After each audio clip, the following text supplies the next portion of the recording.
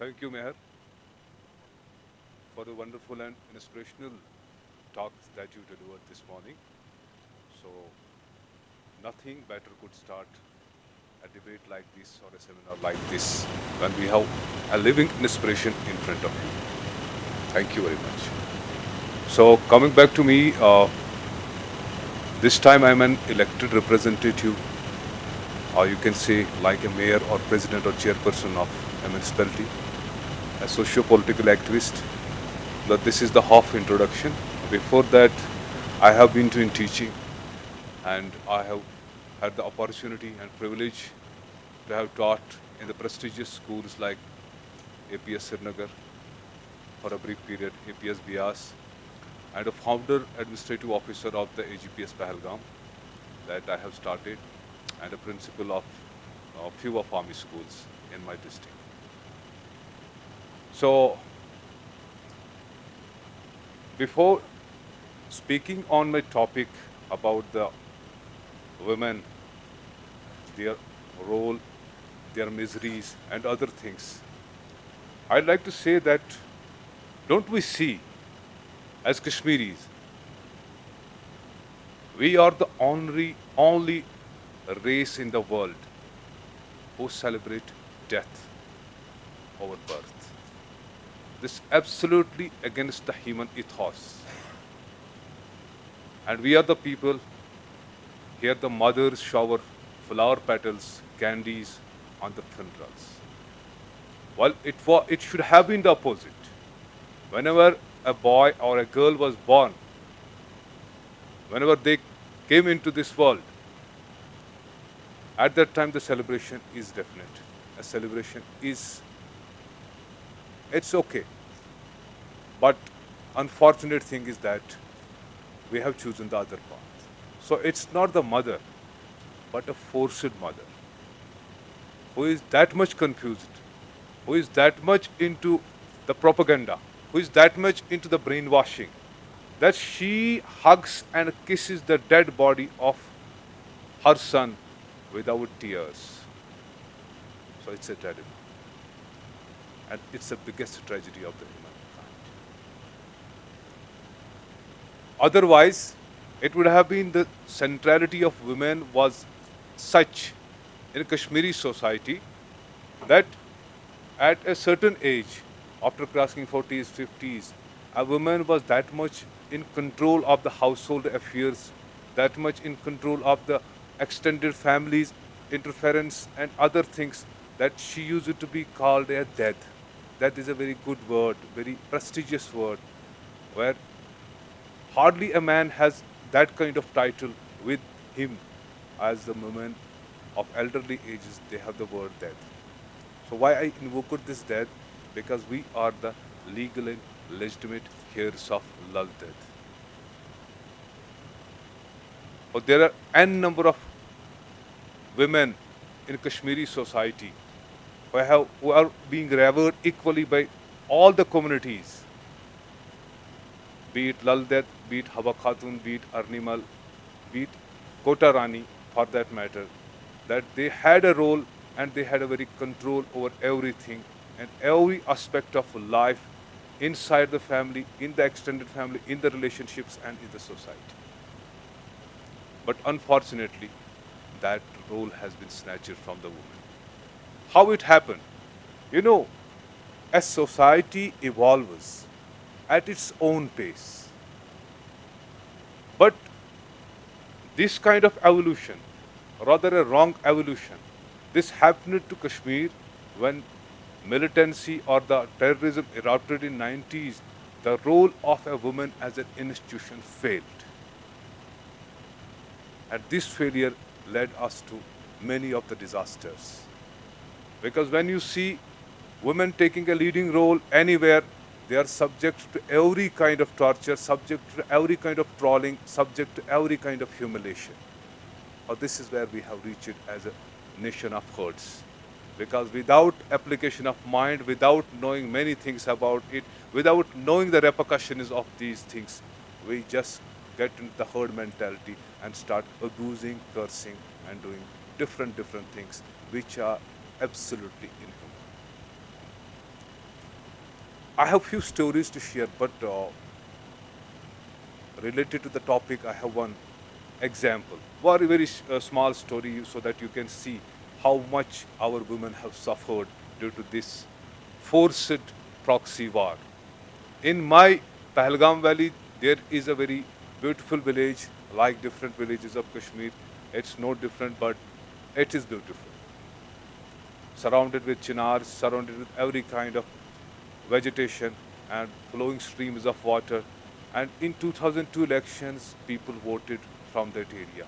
Around 20,000 people voted from Pahalgam when the elections were conducted.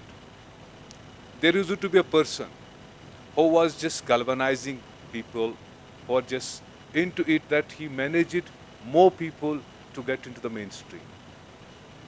So he became a target. And a dreaded militant, Shaukat Dar, came to his house to kill him. Later on, when that person had only 3 daughters, he was not having a male child. All the 3 daughters came outside, begged in front of those red terrorists. And what happened? Ultimately, the person was forgiven in lieu of his daughter spending a night with that dreaded person. And this was not the very first instance, but it happened to all of his 3 daughters. Repeatedly for many years. So we as a society should feel this shame. We should be ashamed of ourselves when we see and when we observe these kind of things happening around us. So there are other n number of stories that I can go and speak on, but keeping in view the timing and other things and other speakers. So similarly, there are other things. When a militant or a terrorist died, he had his family. He had sisters in the house. And honestly speaking, I am witness to many of the things. When his own daughters became, I don't have a nicest word, public property. It's very unfortunate. Oh, what kind of Jannat, what kind of hoors, and what kind of afterlife that person is expecting, who is not having a very small contribution in saving the chastity and dignity of his own sister. Well, this is a point where we need to ponder out. This is how our women as an institution failed.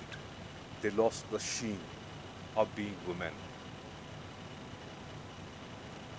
And then there are other things that the militant organizations, the terrorist organizations, they are peeping and seeping into every kind of institution by our side. Be it Kashmir University, be it any other university, where a 50% strong population, they can be stakeholders of development, they can be stakeholders of an institutionalized evaluation in our society. They are subject to being very much of a second grade citizen. Be it carrying or smuggling, as the Meher rightly said, smuggling of ammunition, smuggling of weapons, smuggling of drugs, smuggling of pamphlets, smuggling of different kinds of indiscriminatory materials. Our woman has been reduced to the ashes because of this thing. Latest being the Zaira Wasim thing. A very brilliant star, a very good actor, a brilliant person, though she couldn't hold that kind of pressure because she was too young to be trolled. Instead of her encouragement, we saw her being given every kind of choicest of abuses that she was not supposed to receive. She was supposed to receive love and encouragement, and at least a recognition. So the problem of recognition is there in a patriarchal society when the religious bigots and misogynists together work that a woman remains a second class citizen every time because they are subject to have only sexual pleasure out of her and nothing. As a human being, she is never being respected. This is unfortunately very true to most of the societies, most of the houses of our society. We, through the medium of this seminar, through the medium of these small gatherings, our voices are just being converged into a massive voice. Though it's a very small step, but this small step needs to be taken to a logical conclusion. And with a very small story, I will end my talk. That's when there was a fire in the forest, everyone ran away, including the lion and all the beasts. And to their utter surprise and shock, they saw a bird just flying to the nearby river, carrying 2 3 drops of water, coming back and tries to douse the fire.